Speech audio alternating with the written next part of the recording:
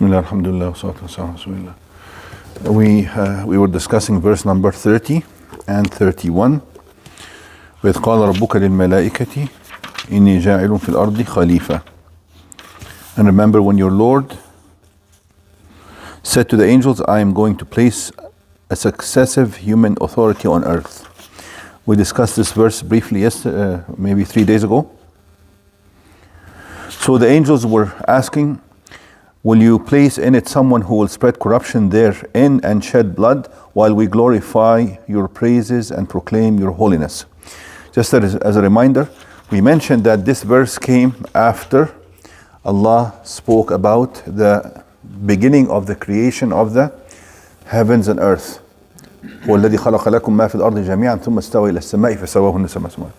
So after talking about the beginning of the universe, creation of the universe, Allah then spoke about the beginning of the creation of human beings, because human beings are the main creation and the most weighty creation that Allah placed within this universe to achieve a certain purpose, which is to give them and offer them free will and ability and the knowledge of ability as well, so that they may obey or disobey Allah based on that free will.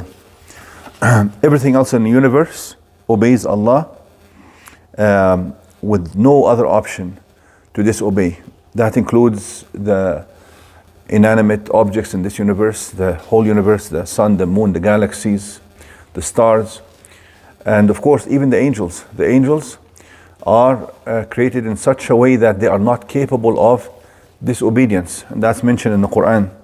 لا يعصون الله ما أمرهم ويفعلون ما يؤمرون. They never disobey Allah, and they can only perform what they are commanded. But this creation has been given the total free will and ability to discern between right and wrong and good and evil. That's what Allah wanted from this creation, to come to Him willingly, and that is more deserving of praise and more deserving of reward from Allah the Most High. We mentioned that وَإِذْ قَالَ رَبُّكَ indicates that Allah speaks, and you will see that also Allah later in next few verses spoke with Adam as well and his wife, and that indicates that Adam was a messenger of Allah. Allah spoke to him. Malak or Malaika, angels, comes from the Arabic root ma'lak, which means messenger.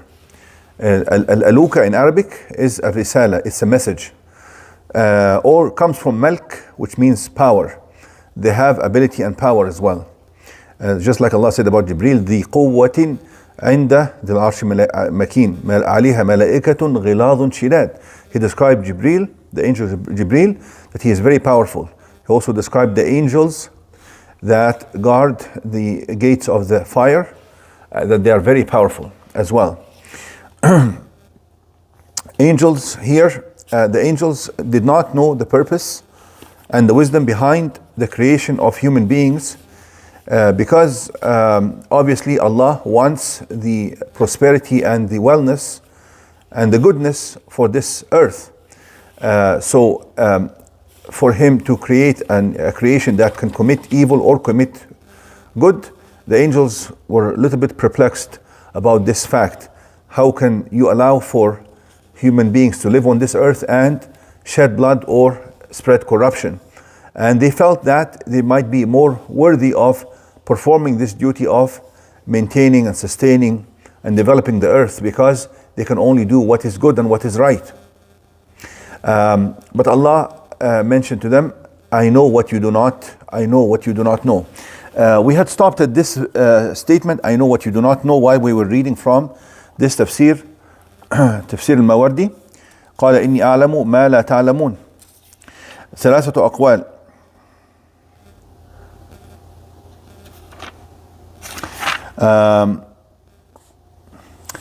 One of them is that Allah knows of the good outcomes that can come from the human being's existence and creation, what the angels do not know. They looked at the evil part in the human being, but they didn't know that the goodness within the human being and the progress and development and the goodness that will come from his actions, especially the righteous people, far outweighs the evil that may come from other human beings. إني أعلم ما لا تعلمون. Another explanation is that Allah knows best how to manage His affairs. Just a general response to what they were asking, without telling them how. And another one is that Allah is referring to Iblis, who was amongst the angels at the time, Shaitan. So Allah was hinting towards that He knows there's one amongst them who is Shaitan, whom they were not aware of, who will be very insisting and bent upon disobeying Allah. Then the next verse says, وَعَلَّمَ آدَمَ الْأَسْمَاءَ كُلَّهَا. This is number 31. Allah taught Adam the names of all things. ثُمَّ عَرَضَهُمْ عَلَى الْمَلَائِكَةِ. Then He presented them to the angels and said, فَقَالَ أَنْبِئُونِي بِأَسْمَاءِ هَؤُلَاءِ إِن كُنْتُمْ صَادِقِينَ. He says, tell me the names of these if what you say is true. عَلَّمَ آدَمَ الْأَسْمَاءَ كُلَّهَا. Allah taught him the names of all things. Some scholars say that this refers to teaching Adam language, the ability to communicate, and that's a very important feature of the human being that sets him apart from all other creation on earth. And the knowledge, ability to discern, ability to gain knowledge, and ability to transfer knowledge as well, because without language we would be in very big trouble. If I wanted to talk to you, for instance, about a mountain, I would have to take you to the mountain and point like this to tell you give you some information about the mountain. Or a tree, I have to take you to the tree or bring the tree to you. Imagine how much knowledge we can transfer amongst ourselves just while sitting like this, because we have, what is language? Language is basically symbols, sound symbols that refer to everything that we know. Everything that we know, there's a symbol attached to it, and that symbol is formed of words which are basically certain sounds. It's a very complex mechanism that we have, the mechanism of language. Yes, animals can communicate, but to a very limited degree. They can't really say a poem or write a book or something like this, but they can just communicate maybe to directions or some very simple directions they can give to each other. But human beings basically can understand everything that Allah has created in this universe. It's open for them to understand and explore, and they can deliver this knowledge and propagate it from generation to generation or within the generation, and this would open so many new worlds to them. This is a feature, obviously, that the angels do not have. The angels are created in such a way that they are given a commandment, they just go and fulfill that commandment. They cannot explore for themselves and discover things and transmit the knowledge that they've discovered on their own accord between each other, and develop the knowledge by themselves. That's why when Allah challenged them, says, أنبئوني بأسماء هؤلاء. Tell me the names of these things. قالوا سبحانك لا علم لنا إلا ما علمتنا. Tell me the names of these things. They replied, glory be to you, we have no knowledge except what you taught us. إنك أنت العليم الحكيم.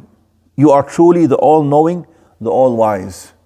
So they only receive bits and pieces of information that relate to the specific mission that they are supposed to go and achieve. And as I mentioned, they are messengers. They are messengers to deliver information, but they are also messengers that are assigned certain tasks. So you send them, go and do this, or go and deliver this piece of information. That's all they do. Okay? No? Doesn't have the connotation of predict, not just to name. Who's that? The word أنبئوني. أنبئوني. Say something what اسمع. Said أنبئوني. No. So the twist of that word means predict what these are. Is that correct? Um, it could mean that, or it could mean to predict, or could mean just to anbi'ni, means to just give me the information as well. Because naba means important information. That's all it means. عما يتساءلون عن النبأ العظيم. النبأ العظيم is important and weighty information. That's all it means. It could be, but they can't really predict. They don't have this kind of ability. A human being has the ability to discover, and they do not have that kind of ability. And this is mentioned, the fact that Allah created human beings and taught them the language, mentioned in multiple other places, such as Ar-Rahman, علم القرآن, خلق الإنسان, علمه البيان, right? He taught him al-bayan, which means the ability to express himself. Also, اقرأ باسم ربك الذي خلق الإنسان من علق, اقرأ ربك الأكرم الذي علم بالقلم. He taught. So it's very important, because many human beings, especially the atheists, they feel that Allah created us and that's it. They disregard the fact that Allah created us and is guiding us and teaching us.